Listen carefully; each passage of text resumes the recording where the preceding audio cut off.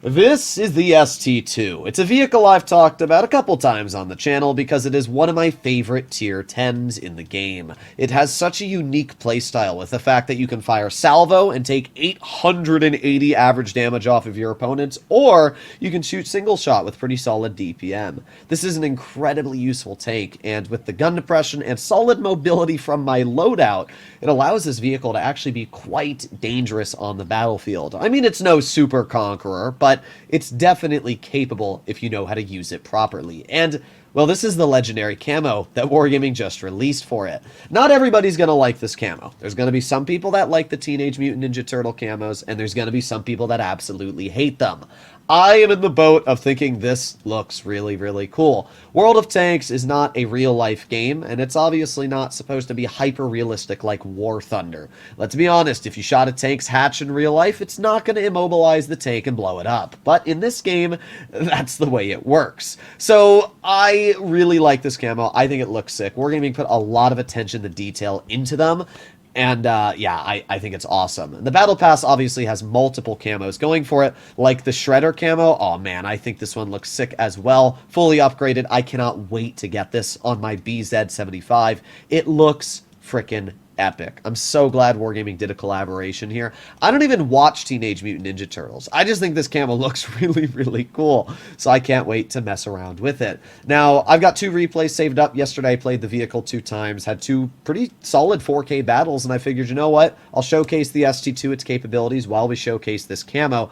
And I'm going to showcase one major annoyance that I have with what Wargaming's done when it comes to the camo. So let's get into the replays. Here we arrive on Ghost Town. This is a pretty solid map for the ST2. We're going to get right into that frontline haul-down position that basically every heavy drives to, and we're going to try and bonk our opponents. Speaking of opponents, we have a T110 E5, actually 2 E5s, we have an E100, and a T57 Heavy. So, not the strongest vehicles, but definitely scary. The E5s have a lot of heat pen, high levels of DPM, and can definitely pen me if they know where to aim, but we got an M60 in the open, and we're going to try and aim it on his vehicle. So here we go, fire, good lead. Unfortunately, the shell just went a little bit low and was not able to hit his tank, but I can't get too mad. We were still able to get out a pretty solid shot at least. The only problem is we have heat loaded, and heat is obviously going to melt my credits. I'm so used to playing World of Tanks Blitz where heat has a downside. It does less damage for the advantage of more pen. But on PC, you load heat and you just do better. And I always feel bad loading heat because I feel like it gives me an advantage over other people, but at the same time, like, what disadvantage do you have loading heat? So I just load it now because I don't really care. I mean, that's just what everybody does, so I'm just going to join the rest. So we're doing pretty good so far. We're holding, we're in the front line, and that's what you need to do in a tank like this. You need to make sure your opponents aren't going to be able to play aggressive, because when they do that, they're able to punish your teammates. So right now, I'm just waiting. As you can see, my 60 TP and IS-7 are kind of taking up the spots, but we got an E5. We're going to aim in our salvo on him. However, I think our one shell goes into the pillar there. I didn't notice that at the time. If you actually pay attention, it'll show you if your salvo is going to hit your opponent or not. And I guess the pillar was blocking the shell, so a little unfortunate. But we were still able to at least pen one shell for 460 damage, so I can't get all too mad. It's not like we need the DPM right now. We can see that there's a 57 Heavy and 50B that just flanked our teammate. I didn't even know that was going to happen, so I wasn't prepared to expect that, but it did. However, obviously the 57 Heavy is already super low, and the AMX 50B, well, he's about to meet my salvo. Here we go, 3, 2, 1, bonk. Oh, 830 damage. It's unfortunate I had to shoot heat into his vehicle, but I'll take it. It's still a decent chunk of damage and obviously hurts him quite a bit. We're stunned for a decent chunk of time now. A little unfortunate, but oh well. The artillery's not shooting at me anymore. He's shooting at my TVP, so we are just going to wait for our reload. I hate that stunning makes everything worse on your vehicle. It just makes you so much less effective. So our 60 TP is bleeding a bit of health, but he's still got a decent chunk of HP. I'm going to try and work this position with him. Here we go. Nice. So we got the E5s in front of me here, and it looks like this E5 is just over poking and shooting HE. Interesting. All right, well, at least we got the shell out. We're going to reload here, get our second shell back. 3, 2, 1, and nice. Okay, so we're going to aim it on the E100. Nice bonk into his turret for 501. The E100 turret's about a 50-50 if we can pen it or not with the ST2, so that was just a lucky shot. Basically, all of the shots we're going to hit on the E100 turret are kind of lucky. But we get a bounce. Now we're going to wait for the E5s to shoot. One of them shoots. We got to wait for the other. Come on, shoot at me. Well, it doesn't look like he wants to, and I don't want to bleed unnecessary health, so instead I'm just going to poke up here. I was thinking about salvoing the 100, but it's just not worth it. Instead, we're going to shoot the top bar of his turret. We're going to stay hull down here. I'm going to make sure it's hard for him to pen me. Then we get another shell out, back up, and obviously the C-100 is not enjoying my company. We have done 3,100 damage at this point. We've barely bled any health. Really, the only reason we've bled is because of an artillery. So yeah, not much of a complaint here. So, lol.com is not enjoying life all too much in the E100. And we've got our 2 shells back. E5 once again is over poking, shoots HE. We get a nice shot into his hull, and we're up to 3,500 damage. Not able to shoot any more E5s, and I didn't realize I was blocking my 60, so I do apologize there, bro. We're gonna aim it on the E100 here, and, well, not much we're really able to do, but just wait. We got to see if somebody will make a misplay. I'm really hoping that E100 allows me to hit him, but as you can see, that's not actually possible currently. We're going to aim it on the Centurion, and, well, first one does not hit. It's basically a 50-50 whether you're going to pen the cent there. We're just going to aim it on the E100, hit him right in the spot, and nice. Not too bad at all. 3,900 damage, and the E100 actually gave up. So, yeah, not going all too well for his vehicle there. But I can't complain. We literally bled almost no health. So now we got the Centurion Action 10 in the back. And obviously that's a player I want to shoot, but I'm also just going to wait. People seem to really just want to poke me today. So we're going to aim it on the set. Easy shell right into his turret. Low rolls, but I'll take it. 377 damage isn't all too bad. Another example. Honestly, if we didn't load heat this game, we probably wouldn't have done half the damage, because we would not have been able to pen the U100 at all. We would not have been able to cut through that Centurion turret there. We would have been able to cut through the C5, though. Nice 419 damage. We're up to 4,700. At this point, I don't think we actually deal any more damage. I'm going to speed up the replay here because not much else really happens. I push up, and I get a nice 6 damage kill into the E5. Doesn't really matter. And then I'm going to push over towards the Centurion Action 10. I'm going to aim it on his vehicle. We shoot our first shell. It goes low. The Centurion doesn't realize that I have an auto reloader, so I shoot at him again. It goes low. So we got pretty unfortunate there. Those were 2 very easy pens, but unfortunately they just didn't really do what I wanted them to. Then I'm going to maneuver my way up this hill. We're going to try and aim it on the scent. Shell misses. Unfortunate. We're going to push up. Centurion dies to everybody in the spot. And then we're going to aim it on the Arty. We don't get the shell off on the other. The Arty's in cover, and it's over. So, pretty solid game. We got 1,050 assistance and 4,776 damage, which combined is almost 6,000. So, pretty solid result. I need to install my mods so we can take a look at the post-game results, but I think that was a pretty good game overall. I can't complain. Let's get into the second battle. Our second game brings us to Highway. This is another pretty solid map for a vehicle like the ST2. One of the things I always really enjoy about this tank is that it's flexible on really any situation. It's a Soviet heavy, so it's got great side scraping capabilities, and it's obviously got really, really good gun depression at 8 degrees. So it's got both things that you would want going for you when it comes to kind of a heavy tank. It's got armor on any town map, and it's got great hull down capabilities. Its turret is incredibly strong, and because of that, this vehicle just feels fantastic. And as you can see, my speed build is really popping off here, going 48 kilometers per hour downhill there, but now we're on the uphill portion.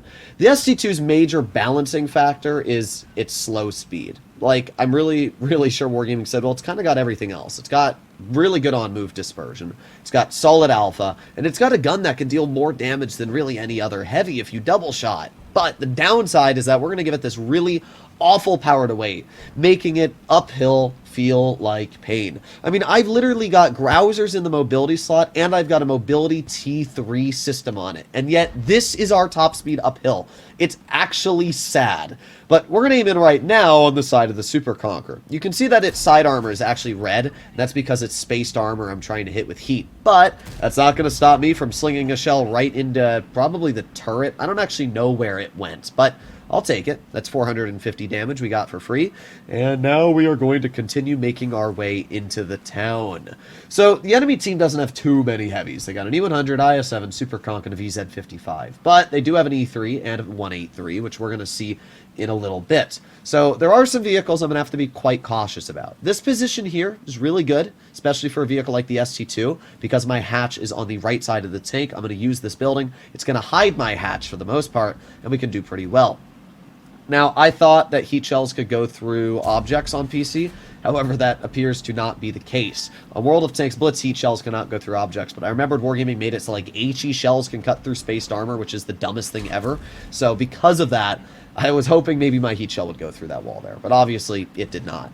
So the VZ thinks, oh, well, he doesn't have another shell, which I do, so I bonk him, and we track him, which means that our 4005 is able to clear him, and we assist 1,289 damage right out of the gate, which is crazy. So I'm pretty happy about that. 183, definitely a threat, and oh boy, we've got artillery shooting at us. Once again, the stuns are going to be annoying. So it's an auto-loading artillery as well, so that's the first shell fired at us. We just get our shells loaded, and our stun just wears off, and the artillery hits us again. Well, I guess I'm not going to be able to shoot that leopard, because our accuracy is like 0.9 right now. So we have to wait a little bit, and okay, we're back. We're good. Maybe we can shoot the leopard. Oh, no, Artie's stunning us again. All right, well, we got to wait another 12 seconds, I guess. Oh, man.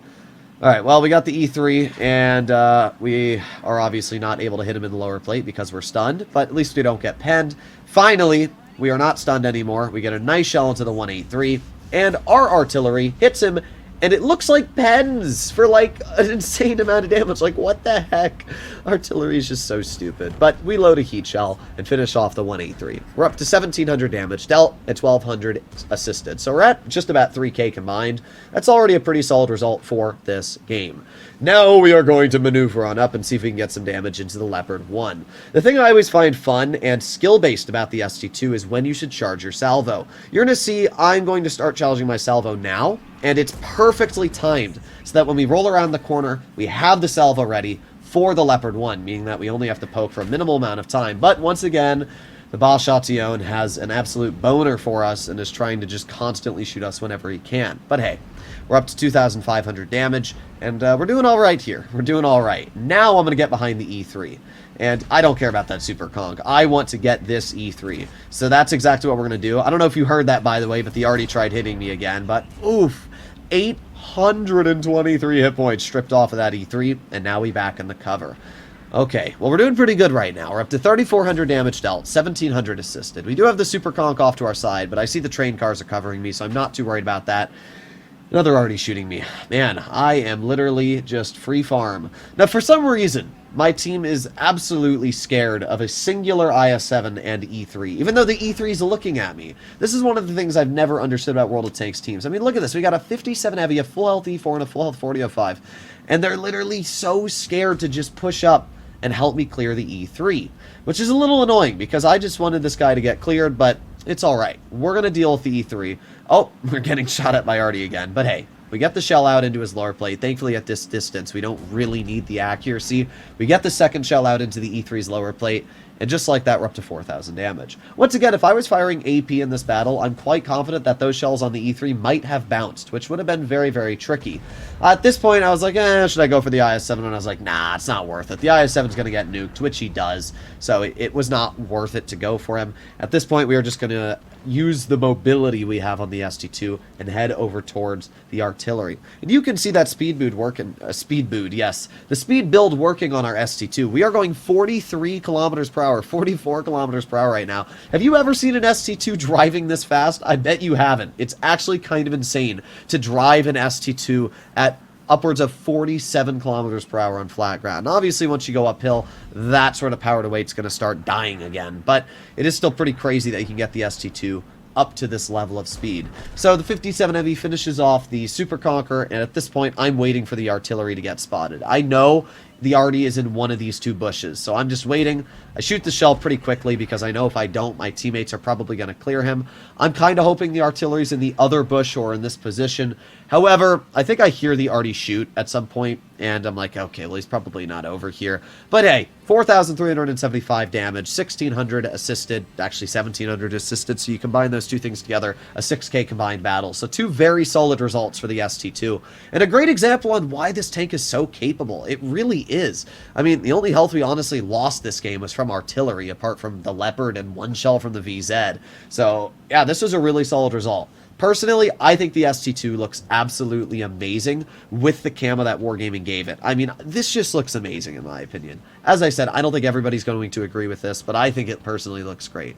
The only gripe I have with the camo is that it adds this incredibly annoying noise that some of you may have noticed when driving it. That goes like, nyong, nyong, nyong, every time you move it back or forth. And it's really annoying, to be honest. But apart from that, I think the ST2 is absolutely incredible, and I would highly recommend to get the tank if you haven't ground it, and I would highly recommend to get this camo if this is kind of what you like. It's not cheap though, $18. Hopefully you enjoyed today's video. I'll see you in the next one. Bye-bye.